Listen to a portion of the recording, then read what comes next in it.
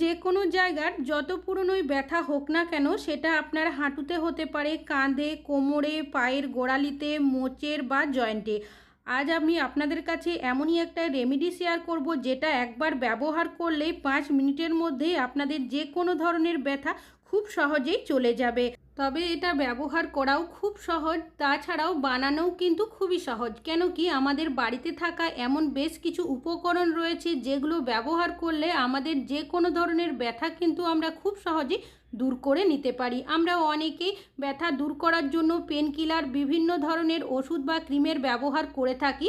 তবে কিছুদিনের জন্য ব্যথা চলে গেলেও আবারও কিন্তু ব্যথার সমস্যার মধ্যে পড়তে হয়। তো তেমনই একটা ইউজফুল টিপস আপনাদের কাছে শেয়ার করব, যেটা আপনারা একবার ব্যবহার করলেই 5 মিনিটের মধ্যে আপনাদের যে কোনো ধরনের ব্যথা কিন্তু খুব সহজেই চলে যাবে। তবে আপনারা রেমেডিটা কিভাবে ব্যবহার করবেন পুরোটাই শেয়ার করব, স্কিপ না করে দেখুন, না হলে কিন্তু বুঝতে পারবেন না। সবার প্রথম নিয়ে নিতে হবে আদা।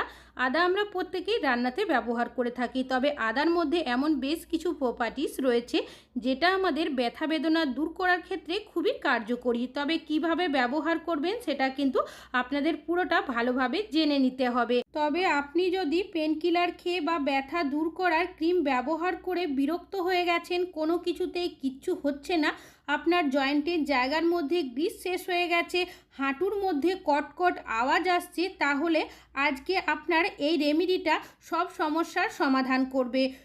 সবার প্রথম নিয়ে নিতে হবে আদা। কিছুটা টুকরো আমি আদা নিয়েছি, আর একটা পাত্রের মধ্যে দিয়ে এইভাবে আপনাদের থেতো করে নিতে হবে, যাতে করে আদার রসটা ভালো মতো বেরিয়ে আসে।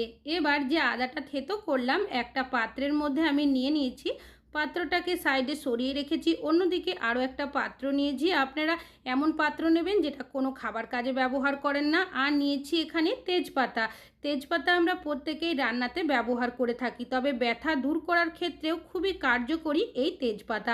তেজপাতাটাকে ছোট এইভাবে টুকরো করে দিয়ে দিতে হবে। চাইলে আপনারা এখানে কাঁচিরও ব্যবহার করতে পারেন। আর নিয়ে নিতে হবে আমাদের এখানে দেশলাইয়ের কাঠি। দেশলাই কাঠির মধ্যে রয়েছে প্রচুর পরিমাণের ফসফরাস, যেটা আমাদের জয়েন্টের জায়গার মধ্যে দ্রুত গ্রিস আনতে সাহায্য করবে। আর দিয়ে দিচ্ছি এখানে কর্পূর, যে কর্পূর পুজোতে ব্যবহার করি। কর্পূর কি করবে, আমাদের যে ব্যথা থাকে সেটাকে টেনে বের করতে সাহায্য করবে। আর দিয়ে দেব এখানে আমি বেশ কিছুটা পরিমাণের সর্ষের তেল। সর্ষের তেল আমাদের হাড়কে মজবুত করে, তাছাড়াও আমাদের হাড়ের গ্রিস বানাতে সাহায্য করে। তারপর সব উপকরণগুলো ভালোভাবে মিশিয়ে নিতে হবে। গ্যাসের মধ্যে পাত্রটাকে বসিয়ে দিয়েছি। গ্যাসের ফ্লেমটাকে মিডিয়ামে রেখে এটাকে ভালোভাবে ফুটিয়ে নিতে হবে, যাতে করে সব উপকরণগুলো ভালো মতো তেলের সাথে মিশে যায়, বিশেষ করে দেশলাইয়ের কাঠিগুলো। কেন কি দেশলাই কাঠির বারুদের মধ্যে রয়েছে প্রচুর পরিমাণের ফসফরাস, যেটা সর্ষের তেলে মিশে গেলে এমনই একটা পাওয়ারফুল রেমেডি তৈরি হয়ে যায়, সেটা আপনারা নিজেরা না বানালে বুঝতে পারবেন না। নাড়াচাড়া করতে করতে যখন এরকম একটু ধোয়ার মতো সৃষ্টি হবে, তখন গ্যাসের ফ্লেমটাকে বন্ধ করে দেবেন। তারপর যে আদাটাকে থেতো করে রেখেছিলেন সেটা এর মধ্যে দিয়ে দেবেন। আদাটা কিন্তু এর আগে ব্যবহার করা যাবে না। তারপর আবারও একটু ভালোভাবে নাড়াচাড়া করে পাত্রটাকে নামিয়ে দিতে হবে। অন্যদিকে একটা পাত্র নিয়েছি, তার মধ্যে বেশ কিছুটা পরিমাণের জল নিয়েছি, আর নিয়েছি আমি এখানে কিছুটা তুলসী পাতা। আমাদের প্রত্যেকেরই বাড়িতে কিন্তু তুলসী গাছ রয়েছে, তো কিছুটা তুলসী পাতা দিয়েছি, আর সামান্য পরিমাণে লবণ দিয়েছি। খুব ভালো করে মিশিয়ে নিয়েছি। গ্যাসের মধ্যে পাত্রটাকে বসিয়ে দেব। গ্যাসের ফ্লেমটাকে মিডিয়ামে রেখে জলটাকে আমি ভালো মতো ফুটিয়ে নেব। তো দেখতেই পাচ্ছেন জলটা কিন্তু এখন খুব ভালো করে ফুটতে শুরু করেছে। এবার এই পাত্রটাকে সাইডে সরিয়ে নামিয়ে রাখবো, যাতে করে জলটা একটু ঠান্ডা হয়ে যায়।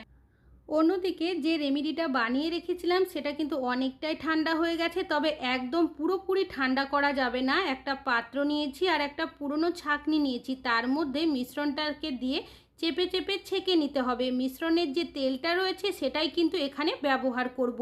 তো পাত্রটাকে সাইডে সরিয়ে রেখেছি। যে মিশ্রণটা বানিয়ে রেখেছিলাম সেটা কিন্তু এখন কুসুম গরম হয়ে গেছে। একটা কাপড় নিয়েছি, সেটাকে মিশ্রণের মধ্যে ভালোভাবে ডিপ করে নেব। এবার যে জায়গার মধ্যে আপনাদের ব্যথা করবে সেই জায়গার মধ্যে এভাবে করে সেক করে নিতে হবে। অনেক সময় আমরা যদি কোথাও পড়ে যাই বা হাতে পায়ে মোচ লেগে যায়, সেই জায়গাটা দেখবেন ফুলে যায়।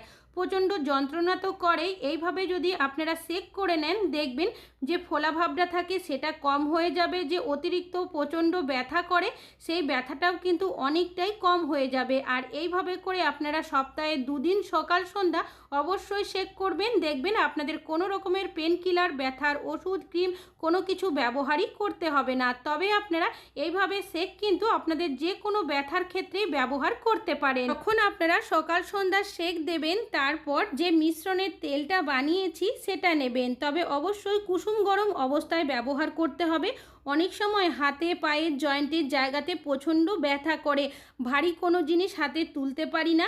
তো সেক্ষেত্রে আপনারা এইভাবে তেল দিয়ে যদি মালিশটা করতে পারেন দেখবেন যে ব্যথাটা থাকে সেটা কিন্তু আস্তে আস্তে কম হতে থাকবে। কেন কি এই তেলের মিশ্রণের মধ্যে এমন বেশ কিছু উপকরণ ব্যবহার করা হয়েছে যেটা আমাদের জয়েন্টের জায়গায় যদি গ্রিস কম হয়ে যায় সেটাকে বাড়াতে সাহায্য করবে।